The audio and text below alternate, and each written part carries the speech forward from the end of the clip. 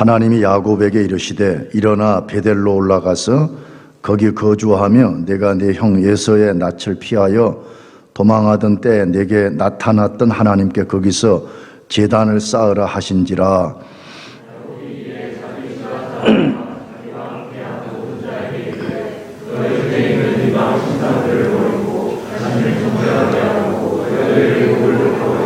우리가 일어나 베델로 올라가자.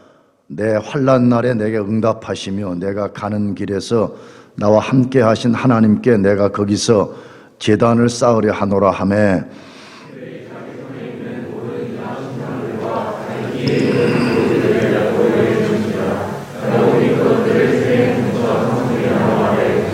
그들이 떠났으나 하나님이 그 사면 고울들로 크게 두려워하게 하셨으므로 야곱의 아들을 추격하는 자가 없었더라.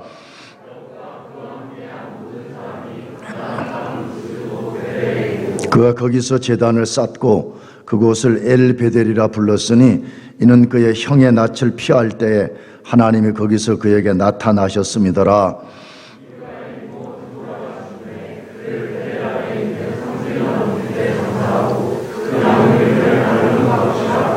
야곱이 밧다나람에서 돌아오매 하나님이 다시 야곱에게 나타나사 그에게 복을 주시고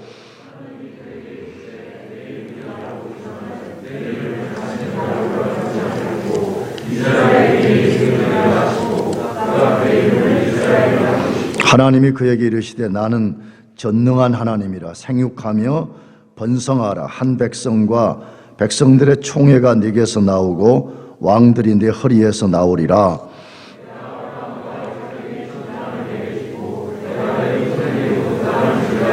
하나님이 그와 함께 말씀하시던 곳에서 그를 떠나 올라가시는지라.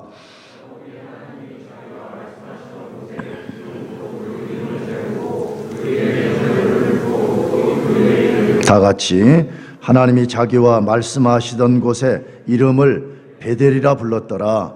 아멘. 한 해를 보내고 또 새해를 맞이하는 시점에 서 있습니다. 어떻게 보내고 어떻게 맞이하면 좋을까요? 분명한 사실은 세상 사람들처럼 해서는 안 되겠습니다. 세상 사람들처럼 하는 방식 중에 몇 가지가 미신적 방법으로 보내는 것입니다. 우리 그리스도인들은 절대로 그렇게 해서는 안 되겠습니다. 그 중에 하나가 새해에 떠오르는 태양을 보고 소원을 비는 것과 같은 방식 안 되겠습니다. 새해가 되면 막연히 잘 될 것이라는 기대를 하는 것도 안 되겠습니다. 혹은 아무 생각도 계획도 없이 보내고 맞이해서도 안 되겠습니다. 이런 행위들은 우리 자신에게 아무런 실제적 유익을 가져다 주지도 못할 뿐 아니라 우리가 우리 자신을 속이는 행위가 됩니다. 그렇다면 우리 그리스도인들은 어떻게 한 해를 보내고 새해를 맞이해야 될까요? 자기 자신의 베델로 올라가기를 결심하고 실제로 베델로 올라가야 됩니다. 새해 어떻게 하면 잘 맞이할까? 자기 자신에게 주어진 베델로 올라가라는 것이에요. 말로만이 아니고 실제로 그 베델로 올라가라라는 것입니다. 그러면 자신의 베델로 올라간다는 말은 무엇을 말할까요? 어떻게 하는 것이 자신의 베델로 올라가는 것일까 하는 것이에요. 하나님 앞에서 잘못된 방식으로 살았던 부도덕하고 불순종했던 삶을 청산하고 하나님이 명령하신 곳에서 그분을 예배하고 그분 말씀에 순종하고 그분과 동행하며 사는 것을 말합니다. 다시 말하면 과거의 잘못된 모든 행실을 버리고 우리 삶이 하나님만을 기쁘시게 하는 삶을 살아야 된다 그 말입니다. 우리가 그렇게 할 때만이 송구영신이 하나님께 영광을 돌릴 수 있으며 우리 자신에게 진정한 소망과 복이 될 수 있습니다. 우리가 베델로 올라가는 것이 얼마나 중요한 것인지를 오늘 본문에서 잘 알려줍니다. 오늘 본문의 배경을 우리가 이해할 필요가 있는데요. 이스라엘 족장 중에 한 사람인 야곱이 형을 속여가지고 형의 장자권을 빼앗는 것 때문에 형 에서의 진노를 사게 되었습니다. 이 진노를 피해서 자기 외삼촌 집에 있는 밧단 아람으로 도망을 갔습니다. 도망을 가서 20년 만에 가나안 땅으로 다시 돌아오게 되었는데 20년 전에 도망갈 때 하나님이 베델에서 나타나서 야곱을 보호해 주겠다고 약속하셨습니다. 그때 야곱은 그 하나님께 서원했습니다. 약속했다 그 말이에요. 맹세했다 그 말이에요. 근데 그 하나님이 나타나셔서 약속하고 야곱이 서원한 내용을 창세기 28장 15절에서 22절로 소개하는데 이걸 먼저 우리가 이해할 필요가 있습니다. 28장 15절부터만 읽어보겠어요. 그 앞에부터 읽어야 되는데 15절부터 제가 읽어볼 거니까 여러분이 한번 눈으로 따라오시기 바라요. 내가 너와 함께 있어 내가 어디로 가든지 너를 지키며 너를 이끌어 이 땅으로 돌아오게 할지라 내가 네게 허락한 것을 다 이루기까지 너를 떠나지 아니하리라 하신지라. 야곱이 잠이 깨어 이르되 여호와께서 과연 여기 계시거늘 내가 알지 못하였도다. 이에 두려워하여 이르되 두렵도다. 이곳이여 이것은 다름 아닌 하나님의 집이요 이는 하늘의 문이로다 하고 야곱이 아침에 일찍 일어나 베개로 삼았던 돌을 가져다가 기둥으로 세우고 그 위에 기름을 붓고 그곳 이름을 베델이라 하였더라. 이 성의 옛 이름은 루스더라.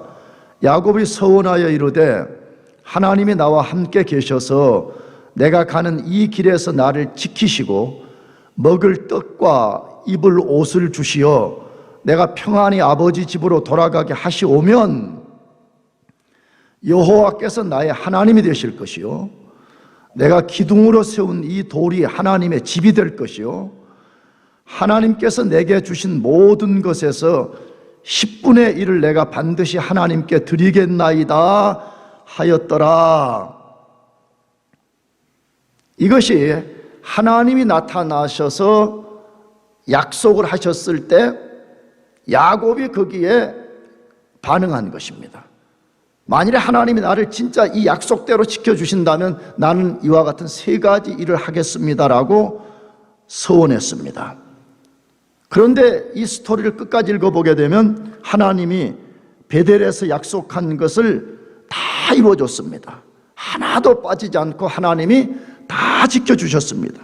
그런데 야곱은 20년 후에 가나안 땅으로 돌아와서 서원한 대로 베델로 돌아가지 않고 세겜 땅 숫곳에 정착을 했습니다. 그러니까 숫곳은 조금 작은 지역이고 세겜은 더 큰 지역이죠. 세겜 땅 숫곳에 도착을 해서 야곱이 한 일이 있었더라고 창세기 33장 16절에서 20절로 소개하는데 그것도 좀 우리가 이해할 필요가 있습니다. 제가 읽어볼 거니까 여러분이 따라와 보시기 바라요. 이날에 에서는 세일로 돌아가고 야곱은 숫곳에 이르러 자기를 위하여 집을 짓고 그의 가축을 위하여 우리간을 지었으므로 그 땅 이름을 숫곳이라 부르더라. 야곱이 밧단 아람에서부터 평안히 가나안 땅 세겜 성읍에 이르러 그 성읍 앞에 장막을 치고 그가 장막을 친 밭을 세겜의 아버지 하몰의 아들들의 손에서 백크시타에 샀으며 거기에 제단을 쌓고 그 이름을 에렐로헤 이스라엘이라 불렀더라. 야곱이 숫곳에 돌아와서 뭐 했다고 소개하고 있지요? 다시 정리해 보면 자기를 위해서 먼저 집 지었다 이렇게 되어 있습니다. 두 번째로 짐승들 위하여 우리간 지었다, 그렇게 되어 있습니다. 요즘 말로 하면 자기 사업체 확장시켰다, 그렇게 해석해도 되겠죠. 그 다음에 세겜성 앞에 땅을 사서 살았더라, 부동산 투기한 거예요. 그런데 놀라운 사실은 하나님께 단도 쌓았더라 라고 되어 있습니다. 하나님께 제단 쌓았더라 라고 되어 있어요. 그런데 하나님이 그것을 기뻐하지 않으셨다고 되어 있습니다. 근거는 뭐죠? 하나님이 그러한 야곱을 기뻐하지 않으신 근거가 뭐냐 하는 것이에요. 그것이 창세기 34장에 펼쳐지는 야곱 가문의 비극이었습니다. 야곱의 딸 디나가 세겜 족장의 아들 세겜에게 강간을 당했습니다. 그 세겜성 테두리 안에 살다가 세겜의 족장 아들 세겜에게 강간을 당해버렸습니다. 이 소식을 듣게 된 이 디나의 친오빠인 시므온과 레이가 보복을 하기 위해서 세겜 족속을 속이고 할례를 받게 만든 다음에 세겜 족속의 남자들을 잔인하게 몰살시켜버렸습니다. 이 소식을 들은 부족 연맹체인 가나안 족속들이 이제 야곱의 가족을 반대로 진멸시킬 최대의 위기 속에 놓여 있었습니다. 여러분, 하나님의 놀라운 블레싱을 받고 떠났던 야곱이 돌아와서 상상할 수 없는 위기와 비극 속에 지금 처해 있었더라라고 되어 있습니다. 그때에 하나님께서 야곱에게 나타나셔서 베델로 올라가라고 명령하신 것입니다. 어디로 올라가라고요? 베델로 올라가라 라고 명령하셨습니다. 자, 그렇다면 오늘 우리는 마땅히 질문해 봐야 됩니다. 야곱에게 하나님이 베델로 올라가라고 하신 이 명령의 근거에서 우리는 왜 반드시 베델로 올라가야 되냐는 것이에요. 우리가 베델로 올라가기 위해서 무엇이 우리에게 필요한지를 질문해 봐야 됩니다. 우리가 인간적으로는 베델로 올라가는 것이 쉽지 않지만 베델로 올라간다면 하나님께서 어떠한 일을 해주시는지를 우리가 알아보는 것이 필요합니다. 자, 그렇다면 첫 번째 질문입니다. 우리는 왜 반드시 우리 자신에게 명령한 우리의 베델로 올라가야 되냐 하는 것입니다. 가장 단순하면서 중요한 이유는 숫곳의 삶은 그리스도인들이 추구할 삶의 현장이 아니기 때문에 그렇습니다.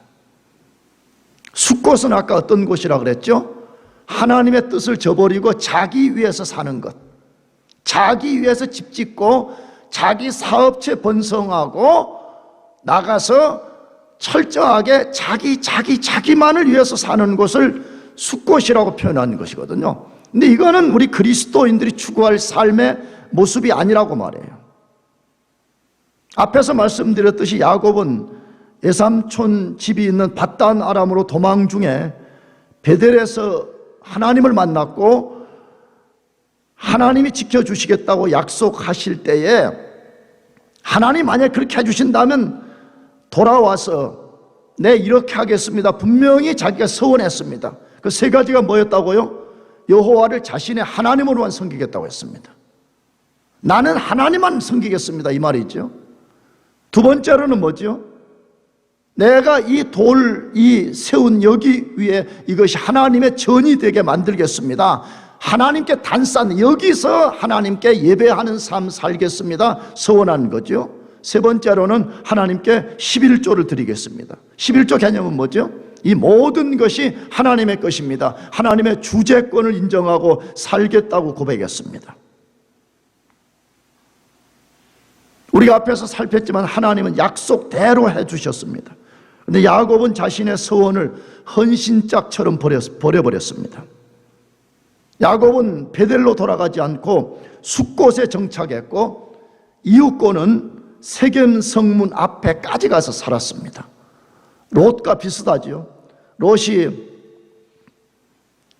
소돔성에 들어가서 멸망을 당할 위기를 당한 것이 뭐였어요? 롯은 원래부터 소돔성에 들어가 산 사람이 아니었어요. 소돔성 앞에 좋은 뜰이 있는 곳에 가서 살았습니다. 그러다가 점점 소돔성 안에 들어갔다가 인생 최대의 위기를 만났던 것처럼 야곱도 처음에 곧바로 세겜성 앞으로 들어가지 않았다고 되어 있습니다. 처음에는 숲곳에 가서 살았습니다. 그러다 어느 날 점점 세겜성 가까이 가서 세겜성 앞에 땅 사고 장막 치고 거기서 살았더라, 그렇게 되어 있습니다. 자, 그러면 우리 질문해 봐야 됩니다.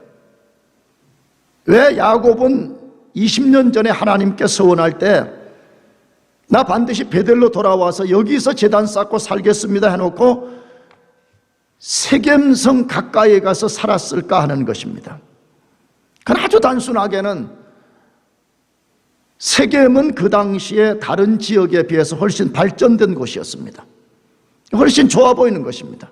눈으로 보기에 훨씬 좋아, 베델보다는 속된 말로 베델은 아주 그냥 청학동 같은 산골짜기라면 세겜성은 굉장히 좀 화려한 문화가 펼쳐져 있는 그런 곳이었습니다.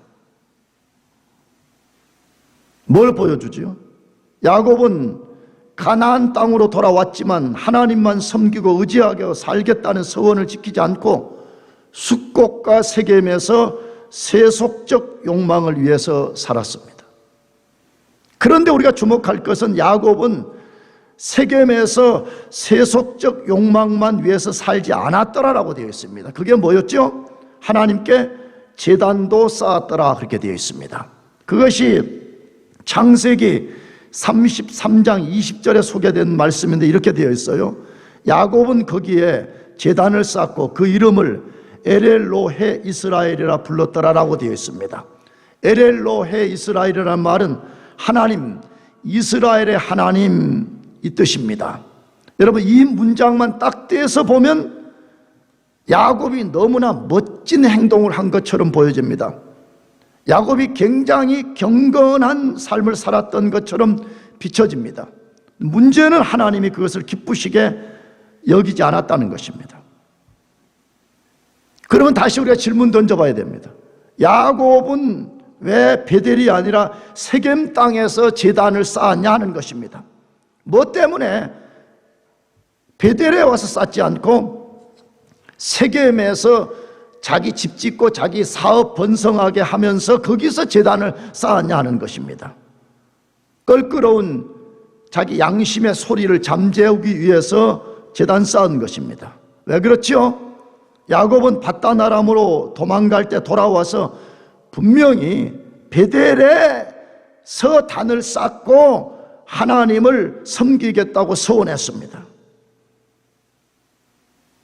야곱은 자기가 어디로 돌아가야 될 것인지를 분명히 알고 있었습니다. 반대로 말하면 하나님이 자기에게 원하시는 삶이 무엇인지를 야곱은 분명히 알고 있었습니다. 그런데 그려 돌아가고 싶지 않았습니다. 세겜이 좋았습니다.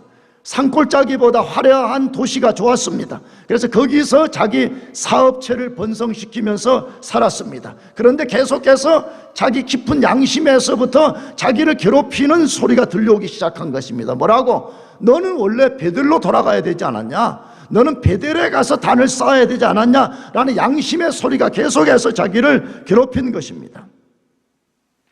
그래서 그 양심의 소리를 잠재우기 위해서 제단을 쌓고 그럴싸한 이름을 붙였던 것입니다. 굉장한 우리에게 대한 도전입니다. 뭐에 대한 도전이에요? 하나님 말씀에 순종하지 않고 불순종으로 일관하는 사람들의 특징 중에 하나가 야곱처럼 행동한다는 것이, 하나님 말씀의 의도가 뭔지를 정확히 알고 있어요. 근데 그렇게 하고 싶지 않아요. 그래서 반쪽짜리 순종을 만들어내는 거죠. 하나님은 베델에 가서 단을 쌓아라라고 말씀하는데 나는 베델은 가기 싫어요. 그러나 나는 반쪽짜리 순종이라도 하고 싶어요 라고 세겜에서 단을 쌓은 것입니다. 평상시 때는 하나님 말씀에 관심도 없어요. 순종 그런 거 별로 중요하게 여기지 않아요. 양심의 소리를 잠재우기 위해서 야곱처럼 한 번의 큰 종교 행위를 통해서 잠재우려고 시도하는 것입니다. 그래서 우리는 엄밀하게 보면 이런 송구영신 예배가 중요한 것이 아니라 매 순간 매일매일의 순종이 중요합니다. 아멘입니까? 그게 사활적으로 중요한 거예요, 사실은요. 여러분, 기독교와 다른 타종교의 차이를 구분해내는 것들이 그런 것이거든요. 여러분, 타종교들을 잘 보세요. 이걸 종교학에서는 고등종교와 하등종교로 구분하는데, 물론 기독교는 종교라고 분류하지는 않지만 일반 종교에서는 그런다 이 말이에요. 일반 종교에서 고등종교와 하등종교의 차이는 뭐냐 그러면 그 중에 하나가, 고등종교는 자기 부인이 있다는 거예요. 자기를 철저하게 깨부시고 신 앞에 자기 자신을 복종시키는, 이것이 고등종교로 분류가 돼요. 근데 하등종교는 뭐죠? 야곱처럼 불순종하는 거예요. 하나님의 말씀에 귀 기울이는 거 관심도 없어요. 그런데 양심이 계속 괴로운 거예요. 그러니까 어느 날 4월 초파일이나 송구영신이나 성탄예배 한 번에 나가가지고 한 큐에 그냥 큰 예배 한 번 드리고 자기 양심을 잠재우는 그런 행동을 한다 이 말이에요. 근데 그것은 자기 자신의 양심을 잠재울 수 있을지 몰라도 하나님의 진노를 잠재울 수 없다는 사실입니다. 여러분, 그런 사람들은요, 그런 삶을 일관하는 사람은 야곱과 같이 엄청난 값을 지불해야 되는지 모릅니다. 야곱은 너무 큰 값을 지불한 것 같아요. 내가 언젠가 창세기를 강의할 때 그런 상상의 이야기를 들려드린 적이 있었는데, 나는 아들만 둘이 키워가지고 이 딸을 키워본 적이 없어서, 딸을 이렇게 여자들, 우리 대학부 여학생들을 보면 야, 딸 키우는 부모들은 얼마나 좋을까, 그런 상상을 좀 해보거든요. 근데 야곱은 우리가 알지만, 물론 이때까지는 12명이 아니지만 거의 11명의 남자 아들들만 막 드글드글한 거죠. 남자 거의 막 진짜 막 군대 같은 거잖아요. 그렇잖아요. 근데 거기에 딸이 하나 디나가 있었으니까 눈에 넣어도 아프지 않았을 것 같아요. 그렇죠? 막 거의 막 기골이 장대한 남자들만 막 11명이 드글드글 하는데 거기에 아주 예쁜 딸 하나가 있었으니까 야곱이 그 디나만 보면 행복한 거예요. 근데 어느 날 그 딸이 아주 비참하게 세겜에게 강간을 당했다는 말을 들었을 때 모르긴 해도 야곱은 모든 것이 그 순간에 무너져 버렸을 것 같습니다. 나가서 시므온과 레위의 보복행위로 가족 전체가 진멸당할 위기에 있었습니다. 실제적으로. 그래서 이 상황 때문에 야곱이 우리말로 하면 공포에 빠진 거예요. 아주 패닉 상태에 빠진 거예요. 그것이 34장 30절 말씀인데 거기 한번 읽어보십시다. 야곱이 시므온과 레위에게 이르되 너희가 내게 화를 끼쳐 나로 하여금 이 땅의 주민 곧 가나안 족속과 브리스 족속에게 뭘 내게 했다? 악취를 내게 하였도다. 나는 수가 적은즉 그들이 모여 나를 치고 나를 죽이리니 그러면 나와 내 집이 뭐 할 것이다? 멸망할 것이다. 너희들이 이러한 일을 벌려가지고 이제 나와 우리 가족은 진멸될 위기에 빠졌다라고 고백하고 있습니다. 여러분, 이제 1년에 이 사건을 통해서 하나님이 우리에게 무엇을 깨닫기를 원하시는 것 같아요? 여러분과 제가 하나님이 명하신 베델로 올라가지 않으면 어떻게 되는가? 우리가 왜 반드시 숫곳을 떠나서 베델로 올라가지 않으면 안 되는가 하는 것을 지금 말씀하고 있는 것이에요. 야곱이 그랬다면 우리는 말할 것도 없다 이 말과 같은 말이에요. 만일 너희도 야곱과 같이 내 말을 계속해서 불순종하고 거역하고 너희 삶의 베델로 올라가지 아니하고 숫곳에 머문다면 나가서 하나님의 영광을 위해 살지 아니하고 우리 자신을 위해서 산다면 너희도 혹독한 대가를 지불해야 될지도 모른다. 이것을 경고하고 있는 것이에요. 여러분 실제 그랬잖아요. 만일에 이때 하나님이 개입하지 않았다면 야곱은 20년 동안의 천신만고 끝에 얻은 그 모든 것을 잃어버릴 위기에 처했던 것처럼 우리도 그렇게 될 수 있다고 성경이 경고하는 것이에요. 사랑하는 교우 여러분들, 한 해를 보내고 우리가 새해를 이제 곧 목전에 두고 있습니다. 우리가 단호하게 결단하고 하나님이 여러분과 저에게 명령한 우리 삶의 베델로 올라가시기를 축복합니다. 꼭 그렇게 해야 돼요. 그렇게 할 때만이 우리는 진짜 새해가 소망이 되고 진정한 복이 될 수가 있는 것입니다. 두 번째로 우리가 베델로 올라가기 위해서 결단해야 될 것은 뭐냐 하는 것이에요. 그럼 우리가 베델로 올라가려면 무엇을 결단해야 될까 하는 것입니다. 야곱이 하나님의 명령을 받은 후에 자기 가족과 자기 집에 속한 모든 사람에게 결단을 촉구한 내용을 통해서 우리가 결단할 것을 배워야 된다 이거예요. 말로만 베델로 올라가는 것이 아니잖아요. 베델로 올라가려면 단호한 결단이 필요한데 우리는 무엇을 결단해야 되냐 하는 것입니다. 다시 말하면 이 결단 없이는 베델에 올라갈 수도 없을 뿐만 아니라 올라간다고 할지라도 하나님이 기뻐하는 삶이 될 수 없다, 이 말과 같은 말이거든요. 자, 그렇다면 먼저 야곱은 무엇을 결단했다고 하는지 35장 1절에서부터 4절까지를 다시 읽어보려고 그래요. 여러분 눈으로 따라와 보세요.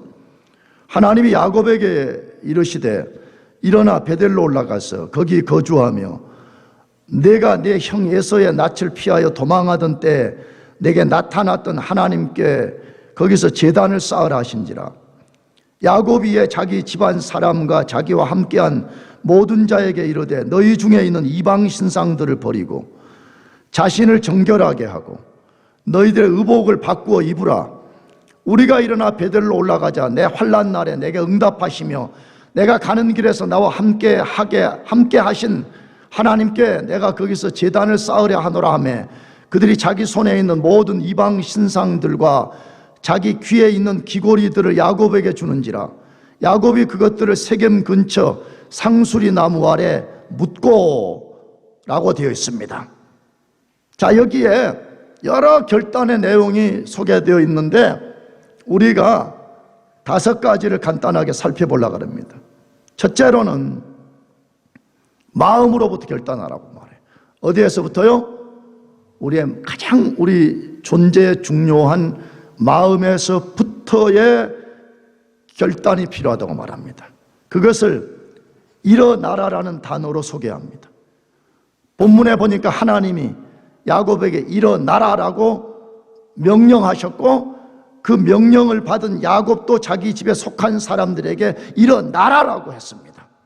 여러분, 여기 일어나라는 말은 물리적 행동을 지칭하는 단어가 아닙니다. 물론 물리적인 것도 소극적으로 당연히 일어나야 되겠죠. 근데 여기에 일어나라는 단어는 마음의 결심인 것입니다.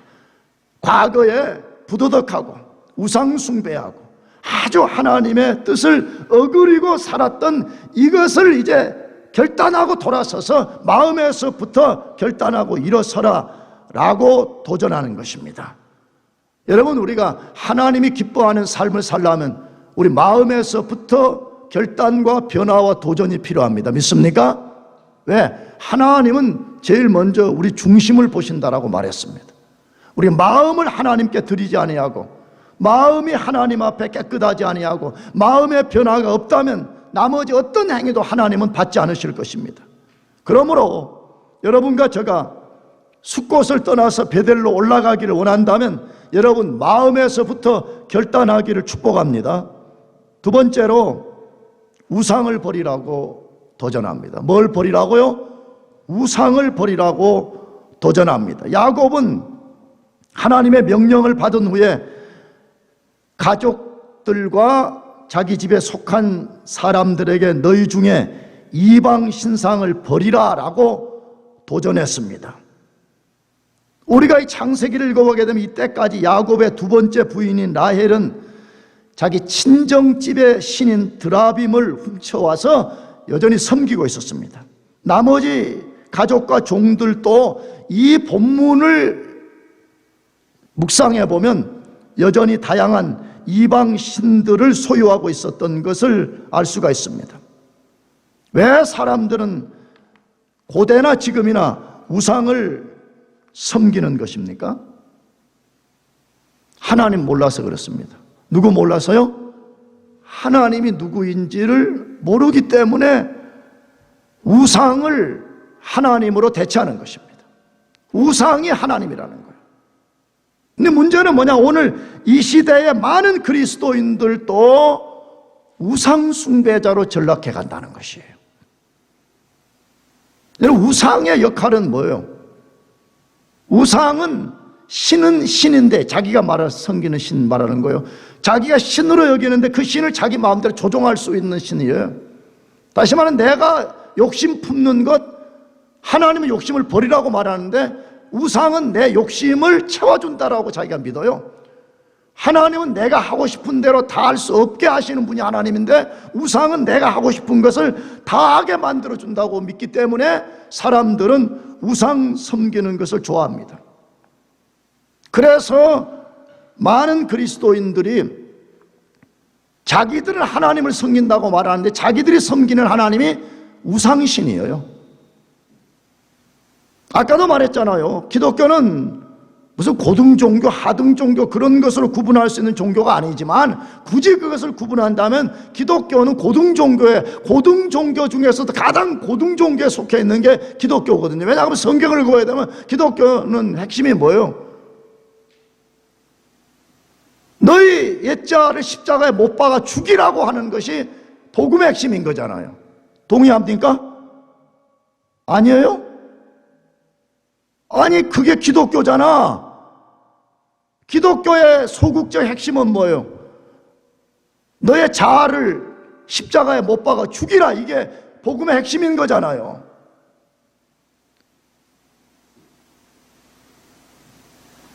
근데 하나님을 모르니까 하나님이 그런 분이라고 생각하지 않아요. 많은 사람들이. 그럼 하나님은 알레딘 램프의 그 지니 같은 분이라고 생각하는 거죠. 내가 원하는 모든 것을 와서 들어주는 분. 하나님이 왜 존재하냐 그러면 나의 욕망을 성취하는 헬퍼로 존재하는 분이라 하나님을 그렇게 여기고 있는 거예요. 여러분, 그러면 바로 그 하나님이 우리의 우상이 되는 거죠. 그렇죠? 그게 바로 우상인 거예요. 우리는 눈에 보이는 신상을 섬기지는 않습니다. 왜? 나름 기독교의 근사한 에티켓을 갖고 있기 때문에 무슨 신상을 세워놓고 이게 하나님이다, 신이다라고 말하지는 않습니다. 그러나 오늘은 눈에 보이지 않는 수많은 우상들을 우리가 섬긴다 이거예요. 마음의 우상, 생각의 우상, 가치관의 우상, 삶의 잘못된 방식에서부터 나오는 우상을 섬기고 있습니다. 그러므로 나는 여러분과 저 자신에게 도전합니다.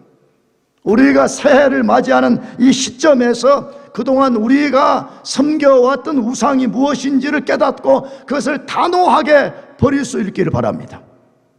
그것을 버리지 않는다면 우리가 문자적 베델에 올라가는 것은 아무런 의미가 없는 거예요. 2021년이라는 땅에 살다가 2022년으로 옮겨가기는 옮겨가지만 우리는 여전히 우상 숭배자에 불과하다 이 말이에요. 세 번째 결단은 잘못된 옛 삶의 방식을 버리고 새롭게 시작하라는 것입니다. 잘못된 옛 삶의 방식을 단호하게 버리고 이제 새로운 출발을 하라 이것입니다. 그것을 야곱은 이렇게 자기 가족들에게 도전했습니다. 자신을 정결하게 하고 의복을 바꾸라라고 말했습니다. 자신을 정결하게 하고 뭘 바꾸라고요? 의복을 바꾸어 입으라라고 말했습니다. 성경에서 몸을 깨끗하게 씻고 새 옷으로 갈아입는 행위는 과거에 부도덕하고 추악했던 삶을 버리고 새로운 변화를 시도하라는 도전이에요. 전부 다 이것은요. 굉장히 중요한 도전이라고 생각합니다. 우리 모두는 한 사람도 예외가 없이 꼭 더러운 몸과 옷을 입고 있듯 하나님 보시기에 온전치 못한 삶의 방식들을 가지고 있습니다. 누구도 자기 자신을 완벽하다고 말할 수 있는 사람은 없습니다. 만약 그런 사람이 있다 그러면 그 사람은 복음을 한 번도 들어본 적이 없는 사람이고 자기 자신이 복음에 비답한 누구인지를 본 적이 없는 사람입니다. 우리 잘 알잖아요. 사도 바울이 그의 생애 제일 마지막에 쓴 성경이 디모데후서인데 바울은 디모데후서에 뭐라고 말해요? 나는 죄인 중에 누구다? 괴수다라고 고백했습니다. 여러분, 그 말은 바울이 회심한 이후에 점점점 죄를 많이 지어서 그렇다는 말이 절대로 아니잖아요. 이 땅에서 예수 그리스도를 제외하고 가장 위대한 하나님의 사람 중에 한 사람이 사도 바울이었는데 왜 그가 생애 가장 마지막에 그의 임종을 눈앞에 둔 시점에 그런 고백을 한 것이에요? 자신이 하나님께 더 가까이 나아가면 나아갈수록 자기의 부도덕함과 자기 속에 있는 추악한 죄악을 보았기 때문에 나는 죄인 중에 괴수라라고 고백한 것입니다. 우리 중에 누가 나는 완전해요, 나는 변화시킬 부분이 하나도 없어요 라고 말할 수 있는 사람이 어디에 있겠습니까? 사랑하는 교우 여러분들, 마음을 사용하는 데 잘못된 것을 던져버립시다. 주님을 섬기는 방식에서 잘못된 것이 있으면 바꿔봅시다. 사도 바울이 고린도전서에서 어린아이의 일을 버리라고 말했습니다. 여러분, 신앙생활이라는 것은 나이를 한 살 더 먹으면 자동적으로 신앙이 성숙되는 거 아닙니다. 나이는 30, 50, 60을 먹어도 신앙의 형태는 여전히 어린아이의 일을 벗어버리지 못하는 사람들이 있다고 성경이 말하기 때문에 우리가 주님을 섬기는 방식에서 잘못된 것이 있다면 그것을 단호하게 버리는 것입니다. 아멘? 그렇게 해야 되지 않겠어요?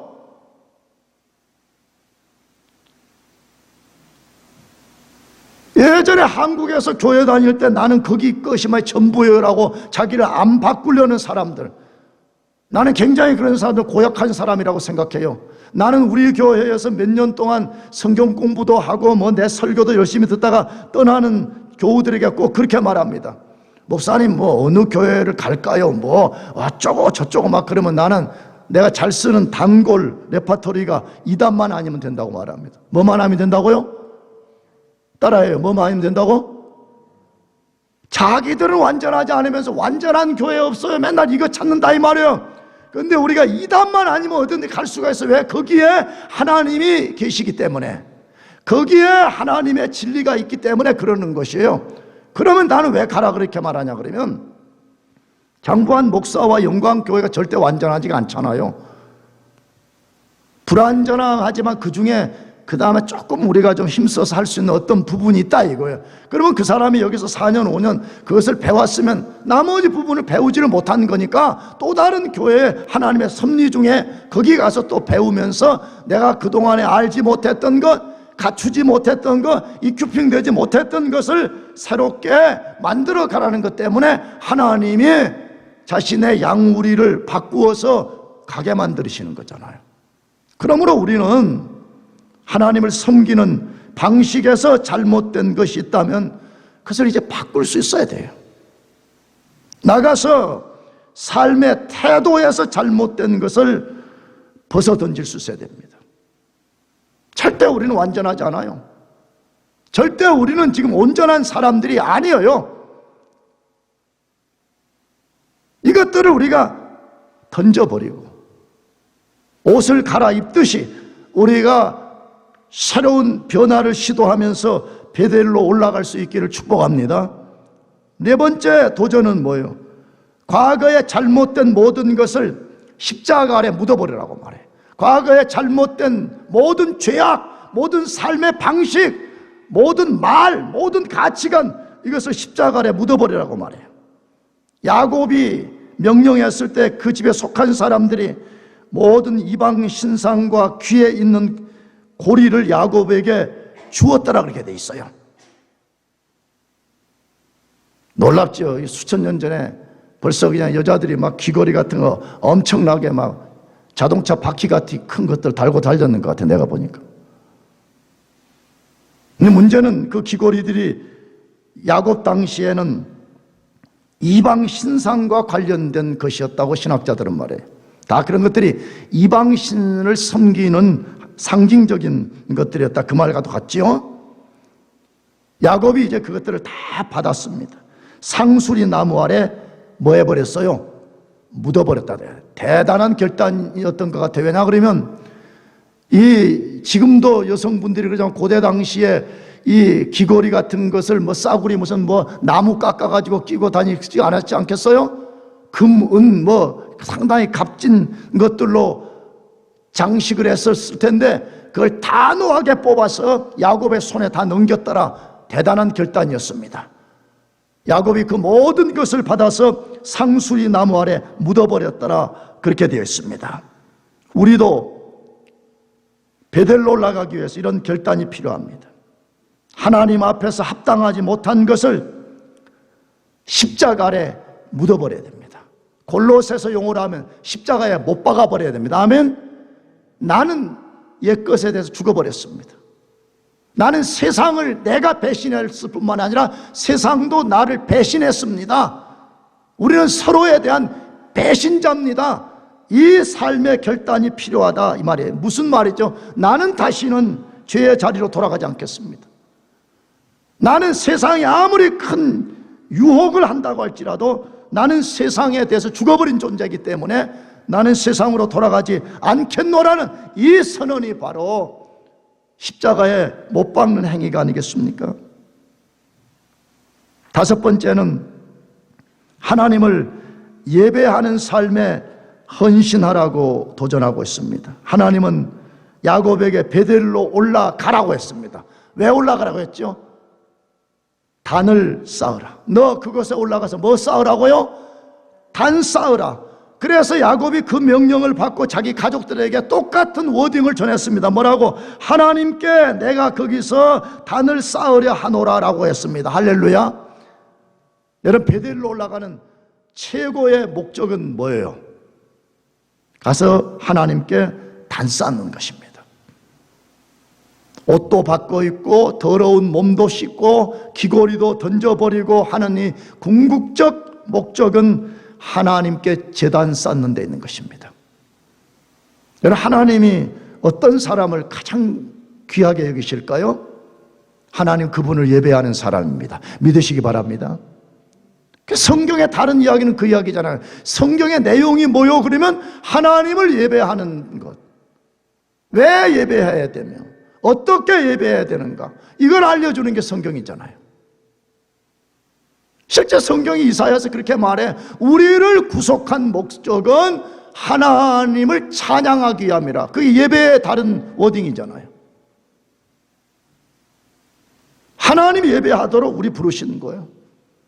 그러므로 예배하는 것을 여러분이 새해의 비전으로 삼아요. 나는 예배하고 살겠노라고. 아멘. 그게 여기서 드리는 워십 같은 예배든지 아니면 여러분 삶에서 말씀에 순종하는 서비스의 예배가 되든지 나는 하나님을 예배하는 삶을 살겠노라, 이걸 비전으로 삼아요. 왜? 이것이 하나님이 우리를 구속한 목적이고 우리가 그렇게 할 때 하나님이 영광을 받으시고 그런 우리를 하나님이 가장 고귀하게 여기시기 때문에 그렇습니다. 그래서 나는 새해 좀 그렇게 해봤으면 좋겠어요. 여러분도 나도 제발 예배하는데 인색하게 하지 말아요.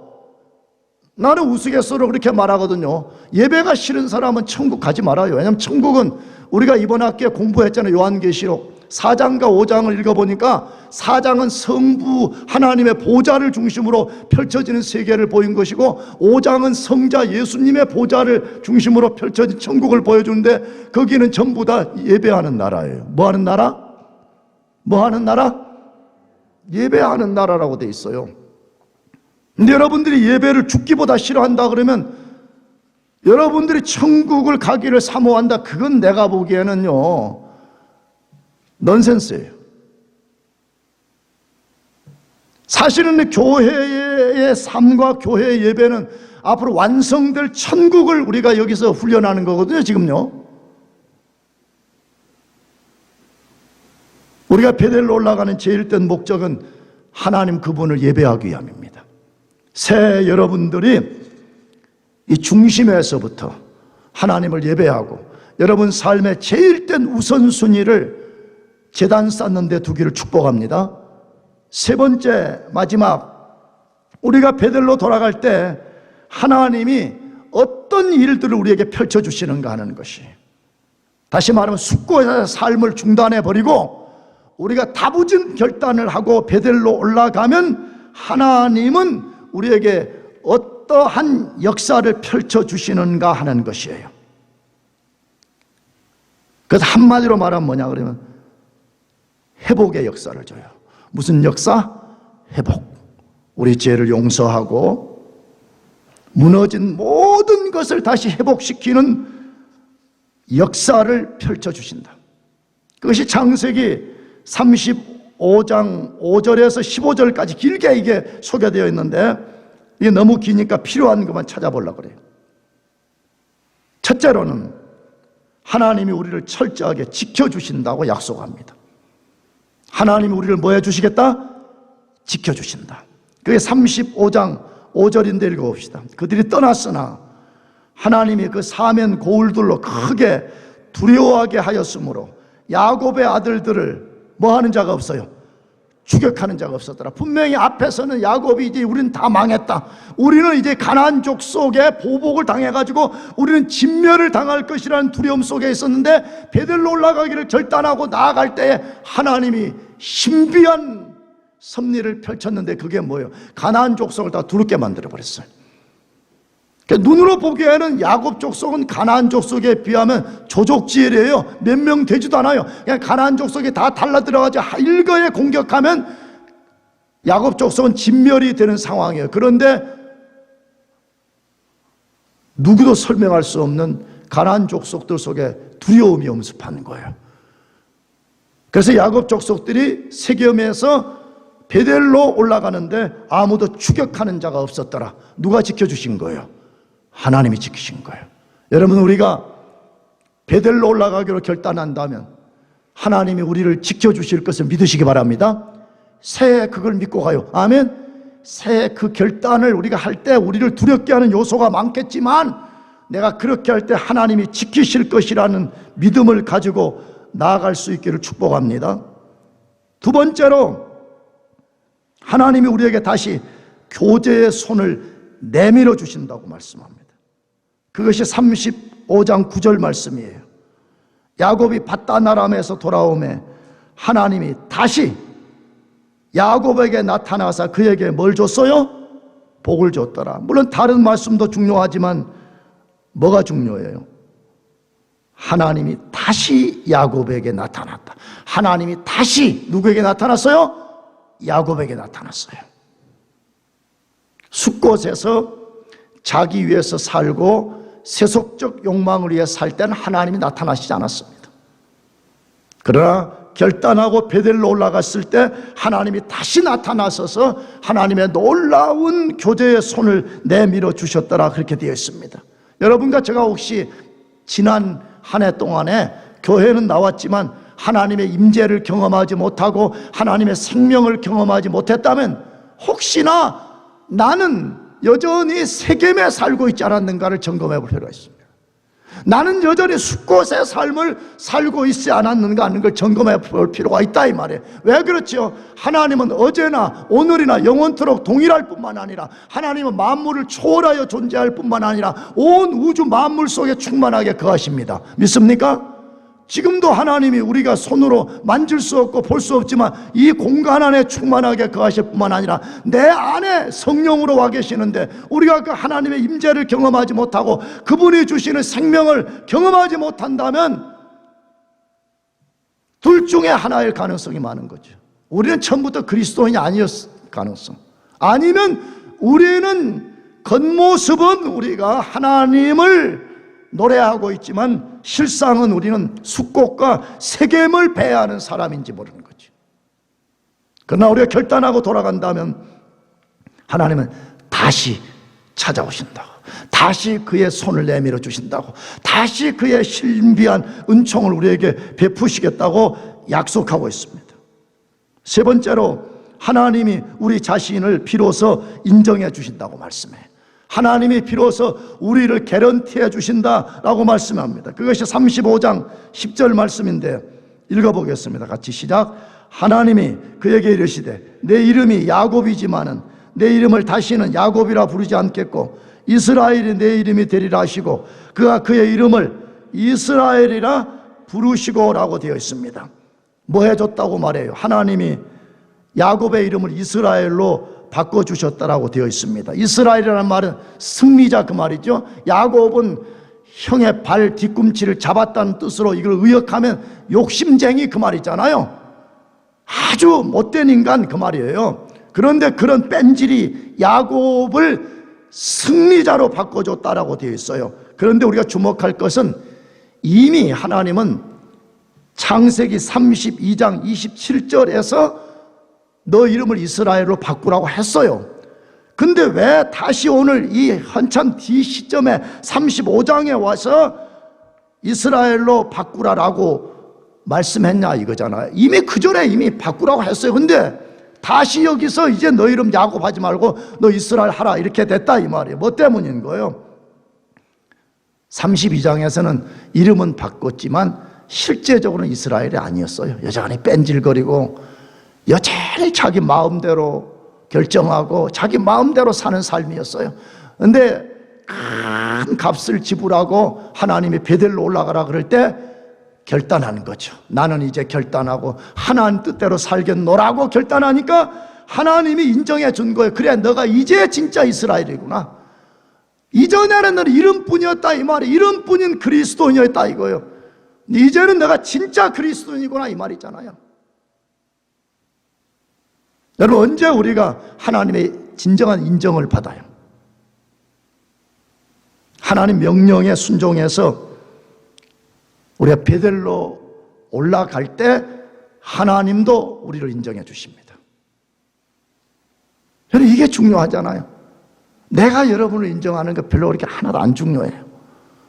여러분들끼리 서로 인정하는 거 그거 그렇게 크게 중요하지 않아요. 우리가 사활적으로 중요한 것은 하나님이 나를 인정하시는 거예요. 믿습니까? 진짜 하나님 그분이 나를 인정해 주냐? 그러면 모든 사람이 나를 인정하지 않아도 괜찮아요. 언제 하나님이 우리를 인정하신다고요? 어떤 희생을 지불하고라도 우리가 베델로 올라갈 때 하나님이 우리를 인정해 주신다고 말씀합니다. 마지막 네 번째로 하나님이 우리를 향한 자신의 비밀을 알려주신다고 말씀합니다. 우리를 향한 뭘 알려줘요? 하나님 자신의 비밀을 알려준다. 그것이 35장 11절 12절 두 절을 읽어봅시다. 하나님이 그에게 이르시되 나는 전능한 하나님이라. 생육하며 번성하라. 한 백성과 백성들의 총회가 네게서 나오고 왕들이 네 허리에서 나오리라. 내가 아브라함과 이삭에게 준 땅을 내게 주고 내가 네 후손에게도 그 땅을 주리라 하시고 라고 되어 있습니다. 이야, 놀라운 약속을 주시면서 시작했지. 뭐라고? 나는 전능한 하나님이라. 엘 샤다이, 능치 못함이 없는 하나님이다.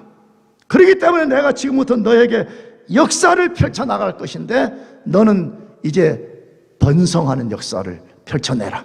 너를 통해서 어마어마한 민족들이 나오게 될 것이다. 이것만 해도 진짜 황공무지하옵니다라고 말해야 되는데 거기 하나님께서 더 큰 블레싱을 뭐라고 줬어요? 왕들이 내 허리에서 나올 것이다. 누가 나온대요? 킹들이 너 허리에서 너 후손들 중에 앞으로 왕이 나올 것이라 라고 말했습니다. 우리는 알고 있습니다. 야곱의 후손들 중에 수많은 왕들이 나왔습니다. 야곱이 상상할 수도 없었던, 야곱이 그려낼 수도 없었던 하나님이 신비한 비밀들, 신비한 약속들을 해 주셨습니다. 사랑하는 교우 여러분들, 우리가 2021년을 보내고 2022년 새해를 맞이했습니다. 제가 모두에 말씀드렸습니다. 우리는 세상 사람들처럼 새해를 맞이해서는 안 된다라고 분명하게 말씀드렸습니다. 미신적 방법, 막연히 잘 될 것이다, 어찌어찌 되겠지. 우리 그리스도인들은 그런 운명론자들이 아닙니다. 우리는 엘 샤다이 하나님, 역사를 주관하시고 인생을 주관하시고 시간을 주관하시는 그 하나님을 의지하고 사는 사람들입니다. 여러분과 제가 숙곡과 세겜의 삶을 단호하게 버리고 베델로 올라가기를 축복합니다. 이 말을 듣고도 베델로 올라가기를 주저한다면 여러분 인생은 헛발질하는 거예요. 아무리 야곱처럼 열심히 달려갔다 할지라도 헛발질이 될 수 있습니다. 헛된 수고 되는 것입니다. 내가 우리 교우들에게 가장 많이 도전하는 게 그거 아니에요? 헛수고 되지 않게 하라고. 무슨 수고? 헛수고. 시편 133편에 아침에 일찍 일어나고 늦게 눕고 수고하지만 헛되다고 말하잖아요. 여러분과 제가 과거에 잘못된 것을 단호하게 버려버리고 베델로 올라갑시다. 그래서 2022년은 우리가 그곳에서 하나님만 예배하고 우리가 하나님만 의지하고 하나님과 더 친밀히 교통하는 그런 축복이 있기를 바랍니다. 기도하겠습니다.